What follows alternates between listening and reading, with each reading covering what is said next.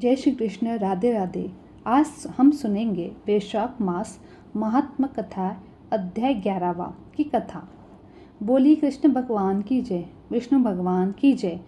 जब देवी सीता ने भगवान से देवी वेदवती को वरदान देने को कहा, तब भगवान ने कहा, हे देवी, मैं कलयुग में तुम्हारे कथन अनुसार कार्य करूँगा। तब तक यह देवताओं से पूजित होकर ब्रह्मलोक में निवास करे और उसके बाद पृथ्वी से उत्पन्न होकर आकाशराज की पुत्री हो। हे सखी, इस प्रकार मैंने और लक्ष्मी ने पूर्व काल में जिन्हें वरदान दिया था, वह सुंदरी इस समय नारायणपुर में पृथ्वी से प्रकट हुई है। वह लक्ष्मी के समान ही सद्गुणवती है। उनके नेत्र कमल के समान परम सुंदर है। आज जब मैं शिकार खेलने गया, तब मेरे सामने वह आ गई। वह अपने ही समान सुंदर सखियों के साथ वन में फूल तोड़ रही थी। वक्कल मालिका, तुम वहां जाकर उस कन्या को देखो और यह जान लो कि अपने अनुपम रूप और लावण्य को इस प्रशंसा के योग्य है भी या नहीं। तब वक्कल मालिका सखी देवादिदेव भगवान को प्रणाम करके गुंजा के दाने के समान लाल रंग वाले घोड़े पर सवार होकर उनके बताए हुए मार्ग से चल दी। रास्ते में अनेक प्रकार के मुर्ग पक्षियों, वृक्ष लताओं अवलोकन करती हुई, बार बार प्रसन्न होती हुई आरण्य नदी के पश्चिम तट पर जा पहुंची। वहां पर बहुत से वृक्षों से हरा भरा एक वन था। वहां से उतरकर वक्कलमाला स्नान और जलपान करके नदी के तट पर विश्राम करने लगी। इतने में ही राजभवन से बहुत सारी स्त्रियों देवता के समीप वहां आई। वे सब की सब पद्मावती की सखियां थी। उन्हें देखकर वक्कुल मालिका उनके समीप गई और कहने लगी, सुंदरियों, तुम कौन हो? तुम्हारे आभूषण और हार तो बड़े विचित्र हैं। तुम कहाँ से आई हो? इस स्थान पर तुम क्या कार्य कर रही हो? उनकी बात सुनकर सखियों ने मंद मंद मुस्कुराते हुए कहा कि हम आकाशराज की सेविकाएं हैं, यहीं पर निवास करने वाली स्त्रियां और महाराज की पुत्री पद्मावती की सहेलियां हैं। एक दिन राजकुमारी को आगे करके हम वन में गई थी। वहां उनके लिए फूल तोड़ती हुई सब सखियां एक वृक्ष के नीचे जा बैठी। वहीं पर हमें एक सुंदर पुरुष का दर्शन हुआ। उनके श्री अंगों की कांति इंद्र नीलमणि के समान श्याम थी। उनका वक्षस्थल लक्ष्मी का निवास जान पड़ता था। उनके मुख पर मंद मंद मुस्कान की छटा थी। दोनों भुजाएं बहुत ही सुंदर, विशाल और हष्टपुष्ट कटी प्रदेश में शुद्र पीताम्बर शोभायान था और उन्होंने एक हाथ में स्वर्ण में धनुष और दूसरे बाण धारण कर रखा था। उनके माथे पर सोने का मुकुट था और वे हार, बाजूबंद आदि आभूषण से विशुंभित थे। उन्हें देखकर स्वर्ण सदस्य गौर वर्ण वाली हमारी कमल नयनी और सखी पद्मावती सहसा ही बोल उठी, देखो देखो। तब हम सब सखियों ने उनकी ओर देखने लगी। इतने में ही वे चले गए। उनके चले जाने पर सखी पद्मावती मूर्छित हो गई। उसे उसी अवस्था में हम लोग राजभवन ले गए। पुत्री की ऐसी अवस्था देखकर महाराज ने ज्योतिष से पूछा, हे विप्र, मेरी पुत्री की ग्रह दशा का फल बताइए। तब बृहस्पति के समान विद्वान ब्राह्मण ने मन ही मन ग्रहों का विचार कर कहा, हे राजन, कोई उत्तम पुरुष आपकी कन्या के समीप आया था। उसे देखकर राजकुमारी मूर्छित हो गई। उसी के साथ इनका विवाह संबंध होगा। राजा से ऐसा कहकर ज्योतिष अपने घर चले गए।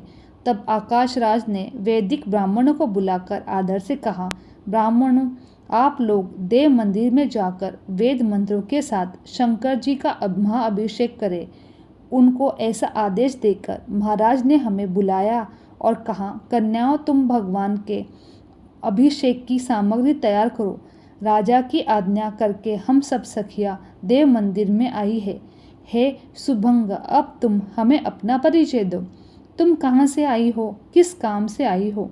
अथवा यहाँ से कहाँ जा रही हो? इस दिव्य अश्व पर आरूढ़ होकर तुम साक्षात देवलोक से आई हो। सखिया के इस प्रकार पूछे जाने पर वकुल मालिका को बड़ा हर्ष हुआ और उसने मधुर वाणी से कहा, मैं क्या राजभवन में महारानी के दर्शन हो सकते हैं क्या? उनकी बातें सुनकर कन्या ने कहा, तुम हमारे साथ धरणी देवी का दर्शन कर सकती हो। तब वक्ल मालिका ने उन कन्याओं के साथ राजभवन में गई। उधर धरणी देवी ने अंतपुर में जाकर अपनी पुत्री से कहा, हे बेटी, मुझे बताओ, मैं तुम्हारा कौन सा कार्य करूं? तुम्हें कौन सी वस्तु प्रिय लगती है? माता के इस प्रकार पूछे जाने पर पद्मावती ने बड़े मंद स्वर में कहा, संसार में जो सबसे अधिक नैना विराजमान है, साधु संतों के मन को भी जो प्रिय लगता है, ब्रह्मा आदि देवता भी जिसके दर्शन की इच्छा रखते हैं और जो सबसे महान सर्वत्र व्यापक है, वह तेजस्वी पदार्थों में सर्वाधिक तेजस्वी है, देवताओं के भी देवता है, श्रेष्ठ भक्तों को ही जो इस लोक में सुलभ है और भक्तों को जिनकी प्राप्ति भी नहीं होती है, उन्हीं में मेरा मन लग रहा है। माता जी, वह भक्तों को संपूर्ण कामना देने वाले तुम उन्हीं की खोज कराओ। तब धरणी देवी ने कहा, हे सुलोचन, उसके भक्तों का लक्षण बताओ जिनके लिए वह संसार में सुलभ है। माल्यवंती ने कहा, उनके मनोरम लक्षणों का वर्णन करती हूँ, आप ध्यान से सुनो। वे वेदों के स्वाध्याय में तत्पर होकर सदा वैदिक कर्म का अनुष्ठान करते हैं, सत्य बोलते हैं, दूसरे के दोषों को कभी नहीं देखते, पराई निंदा से दूर रहते हैं, दूसरों के धन का अपहरण नहीं करते, पराई स्त्री कितनी ही सुंदर क्यों ना हो तो उन्हें याद नहीं करते और ना ही उन्हें देखते हैं, ना ही कभी उनका स्पर्श करते हैं। ऐसे सदाचारी महात्माओं को तुम वैष्णव जनों को सबके प्राणियों के प्रति दया भाव से युक्त होकर सबके हित में संलग्न रहते हैं और देवेश्वर विष्णु के गुणों का गान करते हैं, उनको निश्चय ही भगवान का भक्त समझो। जिस किसी वस्तु से भी जो संतुष्ट रहता है, अपनी ही स्त्री के प्रति अनुराग रखते हैं, राग भय और क्रोध से दूर रहते हैं, उन पुरुषों को तुम भगवान विष्णु का भक्त जानो। ऐसे लक्षणों से युक्त है, वे वैष्णव माने गए हैं। ऐसे सदाचारी भक्तों की ही परमात्मा की प्राप्ति होती है। उन्हीं परमेश्वर में मेरा प्रेम हो गया है, मेरा मन उन्हीं से मिलता है। माँ, भगवान विष्णु के सिवाय और किसी वस्तु की मुझे इच्छा नहीं है। श्याम सुंदर भगवान विष्णु का स्मरण करती हूँ, उन्हीं के ही हरि अच्युत आदि नाम लेती हूँ, उन्हीं के सहारे जीवन धारण करती हूँ। जिस प्रकार उनके संबंध हो वैसा कोई उपाय सोचो। माता से इतनी बातें सुनकर दयनीय दशा को पहुँच गई। कमल के समान मुख वाली पद्मावती चुप हो गई। अपने पुत्री की बातें सुनकर धरणी देवी सोचने लगी कि भगवान विष्णु कैसे प्रसन्न होंगे। इसी समय अगस्त्येश्वर वकुल मालिका के साथ धरणी देवी का दर्शन करने के लिए आई। महारानी धरणी ने अपने घर पर पधारे हुए ब्राह्मणों को उत्तम भोजन देकर उनका स्वागत सत्कार किया, अस्त्र आभूषणों सहित पर्याप्त दक्षिणा दी, अपने मनोरथ की सिद्धि के लिए आशीर्वाद लेकर सबको विदा कर लिया। उसके बाद वहां आई हुई कन्याओं से पूछा, बताओ यह श्रेष्ठ कन्या कौन है? तुम लोगों से इसका कहाँ मिलना हुआ? इस राज बहन में यह किस लिए आई है और यहाँ कोई पूजनीय देवी प्रतीत होती है? तब कन्याएं कहने लगी, महारानी, यह देवी वास्तव में दिव्यांगना है और किसी कार्य से आपके पास आई है। देवालय में भगवान शंकर के समीप हम लोग से मिली। हमारे पूछने पर इन्होंने बताया कि मैं महारानी से मिलने आई हूँ। तब हमने कहा कि तुम हमारे साथ चलो, हम महारानी की दासियाँ हैं और राजमहल में चलेंगे। इस प्रकार यह आपके समीप आई है। अब आप ही पूछ लीजिए इनके आगमन का क्या उद्देश्य है। तब धरणी देवी ने पूछा, तुम कहाँ से आई हो? मुझसे तुम्हें क्या काम है? सारी बात सच सच बताओ। वकुल मालिका बोली, महारानी, मेरा नाम वकुल बालिका है। हमारे स्वामी भगवान नारायण है। वे सदा वेंकटापुर वेगशली अश्व पे सवार होकर वेंकटगिरी के पास वन में शिकार खेलने गए। वहाँ एक वन से दूसरे वन में बिछड़ते हुए आरणी नदी के तट पर पहुँचे। वहाँ घोड़े से उतरकर नदी के सुंदर तट पर भ्रमण करने लगे। उसी समय उन्होंने फूल तोड़ती हुई कुछ कन्याओं को देखा। उनके बीच एक दिव्य कन्या थी जो लक्ष्मी जी के समान स्वर्ण गोरी और अत्यंत मनोहर थी। उस कन्या के प्रति भगवान का मन अनुरक्त हो गया है। उसी प्राप्त करने की इच्छा से श्री हरि ने उन कन्याओं से पूछा, यह सुंदरी कौन है? तब कन्याओं ने उत्तर दिया, महाबल, यह आकाश राज की कन्या है। इतना सुनकर वे घोड़े पर सवार हो गए। बड़े वेग से अपने निवास स्थान वेंकटाचल पर जा पहुँचे। वहाँ स्वामी पुष्करणी के किनारे अपने धाम में प्रवेश करके भगवान ने मुझे बुलाया और कहा कि वहाँ बकुल मालिका, तुम आकाश राज के नगर में जाकर महाराज के अंतपुर में प्रवेश करो और महारानी धरनी से मिलकर कुशल प्रश्न पूछ के उसके बाद उनकी सुंदर पुत्री पद्मावती को जाकर शीघ्र ही वापस लौटो। महारानी, भगवान की ऐसी आज्ञा होने पर मैं तुम्हारे महल में आई हूँ। अब तुम मंत्रियों सहित महाराज से सलाह करके जो उचित जान पड़े वैसा ही करो। बकुल मालिका की बात सुनकर महारानी बहुत प्रसन्न हुई। उन्होंने उसी समय आकाराश को बुलाया और पद्मालय में पास जाकर मंत्रियों के बीच उसकी कही हुई सारी बात कहकर सुना दी। महाराज ने मंत्रियों की राय ली। महाराज का उत्तम वचन सुनकर मंत्री प्रसन्न हो चित्त कर बोले, हे राजेंद्र, ऐसी बात है तो हम सब लोग कृतार्थ हो गए। इस संबंध से आपका यह कुल सबसे उत्तम हो जाएगा। आपकी अनुपम कन्या साक्षात भगवान लक्ष्मी के साथ आनंद से रहेगी। आप इसी देवादिदेव सारांश धनुर्धारी परमात्मा विष्णु को समर्पित करें। यह शोभायान वसंत ऋतु है। इसमें इस शुभ कार्य को अनुष्ठान शीघ्र कर डालना चाहिए। बृहस्पति जी को बुलाकर आप विवाह के लिए लगन निश्चित करें। उसके बाद बहुत अच्छा कहकर आकाश राज ने देवलोक से बृहस्पति जी को बुलाया और वर कन्या के विवाह के लिए लग्न पूछा है। ब्राह्मण कन्या का जन्म मृगशिरा है और वर का श्रवण अंत इन दिनों का विवाह संबंध पर विचार करे। तब बृहस्पति जी ने कहा, वर और कन्या दोनों के सुख वृद्धि के लिए ज्योतिषाचार्य ने उत्तर फाल्गुनी नक्षत्र को सर्वश्रेष्ठ माना है।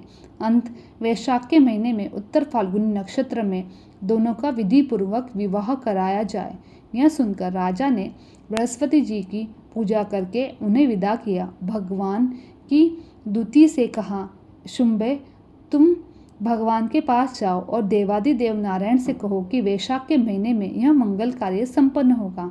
आप वैवाहिक मंगलाचार संपन्न करके यहाँ पधारे। इसके बाद देवी को प्रिय करने वाली शुक रूपी दूत बकुल मालिका के साथ भेजकर आकाश राज ने अपने पुत्र को वायु इंद्र देवताओं को बुलाने के लिए कार्य नियुक्त, साथ ही विश्वकर्मा को बुलाकर अपने नगर की सजावट के काम के लिए लगाया। विश्वकर्मा ने पल भर में ही अपना कार्य पूर्ण कर दिया। उधर बकुल मालिका यशो पर सवार शुक के साथ प्रशंसा करते हुए वेंकटाकुल के मंदिर जा पहुंची। वहां सुंदर नेत्रों वाले भगवान नारायण को लक्ष्मी जी के साथ रतन सिंहासन पर विराजमान उनको देखकर प्रशंसा करके बोली, प्रभु, वहाँ का कार्य तो मैंने पूरा कर दिया। उधर से मांगलिक वार्ता के लिए यहाँ शुक आया है। तब भगवान की आज्ञा पाकर शुक ने उन्हें प्रणाम किया और कहा, हे माधव, भूमिपति कन्या पद्मावती के साथ आपके पास संदेश भेजा गया है। मुझे अंगीकार करे। हे रमापति, मैं आपके ही नाम लेती हूँ, आपका ही स्वरूप सदा स्मरण करती हूँ। हे मधुसूदन, आपकी प्रसन्नता के लिए ही मैं सब कार्य करती हूँ। मेरे इस काम में माता पिता की सम्मति है। हे देवेश, मुझ पर कृपा करे। ऐसा कहकर श्री हरि ने शुक से कहा, जाओ और पद्म मालिनी से इस प्रकार कहो, हे देवी, श्री नारायण देव ने कहा है कि मैं देवताओं के साथ लेकर मंगलमय विवाह कार्य संपन्न करूँगा। भगवान का यह वचन सुनकर उनके प्रसाद रूप से दी हुई उनकी वनमाला को लेकर शुक शीघ्र ही आकाशराज की कन्या के पास जा पहुंचा। उसने कस्तूरी की सुगंध से युक्त वह तुलसी माला राजकुमारी को देकर प्रणाम किया और भगवान का संदेश सुनाया, जिसे सुनकर उस प्रसाद माला को हाथ लेकर पद्मावती ने उसे मस्तक पर चढ़ा लिया और भगवान के आगमन की प्रतीक्षा करती हुई योग्य वस्त्र आभूषण धारण करके आकाशराज से भी आनंद मगन होकर चंद्रदेव को बुलाकर आदर से कहा, हे राजन, आप नाना प्रकार से रसन भोजन तैयार कीजिए जो भगवान विष्णु के भोग में आने हो। उत्तम से उत्तम अन्न व्यवस्था होनी चाहिए। इस प्रकार प्रबंध करके भगवान के आगमन की प्रतीक्षा करते हुए आकाशराज प्रसन्न मन से राजभवन में बैठे थे। उसके बाद देवादिदेव भगवान नारायण ने लक्ष्मी जी को बुलाकर कहा, है कल्याणी, अपने सखियों को आज्ञा दो और वैवाहिक कार्य संपन्न करो। भगवान का आदेश सुनकर लक्ष्मी देवी ने सखियों को बुलाया, सबको आवश्यक कार्य करने की आज्ञा दी। लक्ष्मी जी की आज्ञा से प्रीति देवी ने सुगंधित तेल लिया, श्रुति देवी ने रेशमी वस्त्र लेकर भगवान के समीप खड़ी हुई, स्मृति भी भांति भांति के आभूषण लेकर प्रसन्नतापूर्वक उपस्थित हुई, धरती ने दर्पण हाथ में ले लिया और शांति ने कस्तूरी प्रस्तुत की लज्जा देवी यक्ष कदम लेकर भगवान के सामने खड़ी हुई, कीर्ति ने सोने का पट और रतन मुकुट हाथ में लिया, शशि ने छत्र लगाया, सरस्वती देवी चौ डुलाने लगी, गौरी देवी ने दूसरा वर हाथ में लिया, विजया और जया पंखा चलने लगी। उपयुक्त सब देवियों को वहां देखकर लक्ष्मी देवी ने शीघ्रतापूर्वक उठकर सुगंधित तेल हाथे में लिया और भगवान के मस्तक में लेकर सब अंगों में उसे लगाकर सुगंधित चूर्ण से उपटन किया। इस समय श्री नारायण देव सब अंगों को भली भांति मिलकर आकाश गंगा और आदि तीर्थों से भर कर एक एक को लेकर उसमें जल से भगवान का अभिषेक किया। उसके बाद सुनहरे रंग के सुगंधित युक्त चंदन से भगवान को लेप किया। उनकी कमर में रेशमी पीताम्बर बांधकर उसमें कतनी पहना दी, मस्तक पर मुकुट रखा, अन्य आभूषणों से विभिन्न अंगों को विशुंभित किया। उनकी सभी उंगलियों में देवी लक्ष्मी ने दिव्य सोने की अंगूठियां पहना दी। रति देवी ने भगवान के समीप जाकर दर्पण दिखाया। दर्पण देखते ही भगवान देवादिदेव विष्णु ने स्वयं ही उदर पुंड धारण किया। उसके बाद लक्ष्मी जी के साथ करुण पर सवार हुए। उसी समय ब्रह्मा, महादेव जी, इंद्र, वरुण, यम और कुबेर उनकी सेवा में उपस्थित हुए। इन सब देवताओं, वशिष्ठ और मुनियों साथ मुनि लोक से युक्त का जाप कर रहे थे, भगवान के पीछे पीछे चल रहे थे। भगवान के साथ संपूर्ण देवता सभी पार्षद चल रहे थे। बकुल माला आदि सखियां रथों में बैठकर इस प्रकार भगवान की बारात लेकर आकाशराज के सजे सजाए नगर में प्रवेश किया। आकाशराज ने देखा कि भगवान आ गए हैं और उनकी पुत्री पद्मावती भी ऐरावत पर बैठकर समस्त पुरी की परिक्रमा करके गोपुर द्वार पर पहुंची। तब वे वधू को साथ लेकर भाई बंधुओं के साथ भगवान के दर्शन करते हुए खड़े हो गए। भगवान ने अपने कंठ में पड़ी हुई माला हाथ में लेकर पद्मावती के गले में डाल दी। पद्मावती ने भी बेला के फूलों से गजरा लेकर भगवान के कंठ में पहना दिया। ऐसा करके दोनों सवारी से उतर गए और थोड़ी देर तक पिंड पर खड़े होने के बाद उन्होंने सुंदर गृह में प्रवेश किया। उनके साथ ब्रह्मा आदि देवता का समुदाय भी था। तब ब्रह्मा जी ने संपूर्ण वैवाहिक विधि संपन्न कराई। फिर व्रत पालन की आज्ञा लेकर पद्मावती श्री हरि ने पृथक पृथक शयन किया। पुनः चौथे दिन चतुर्थी कर्म आदि सब कार्य पूर्ण करके चतुर्मुख ब्रह्मा जी ने आकाशराज की अनुमति लेकर दोनों देवियों के साथ भगवान को गरुड़ पर बैठाकर और देवताओं के साथ वहां से चलने की तैयारी की।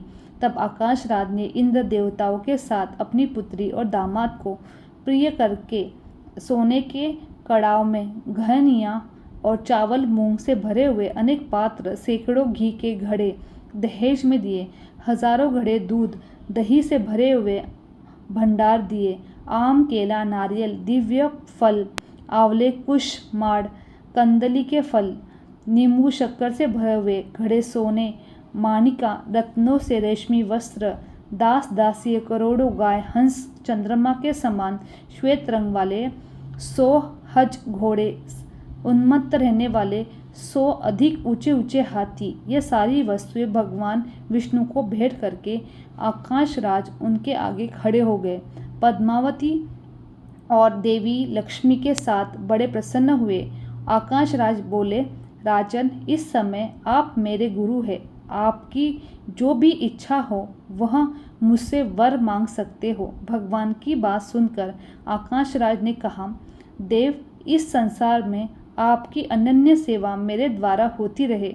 मेरा मन आपके चरण अरविंदों में रमता रहे। आप मेरी निरंतर भक्ति में बने रहे। उनकी बात सुनकर भगवान बोले, हे राजेंद्र, आपने जो कहा है वह सब पूर्ण हो। उसके बाद ब्रह्मा आदि देवता ने, शुक आदि मुनियों ने भगवान पुरुषोत्तम की स्तुति की। फिर ब्रह्मा आदि सब देवता का यथा योग्य सत्कार करके श्री हरि ने उन्हें स्वर्ग में जाने के लिए प्रसन्नतापूर्वक आज्ञा दी। सबके चले जाने पर भगवान नारायण स्वामी पुष्कर के तट पर लक्ष्मी देवी और देवी पद्मावती के साथ अपने दिव्य धाम में रहने लगे। आज के अध्याय की कथा यहीं पर समाप्त होती है। आगे की कथा हम अगले अध्याय में सुनेंगे। बोले भगवान विष्णु की जय।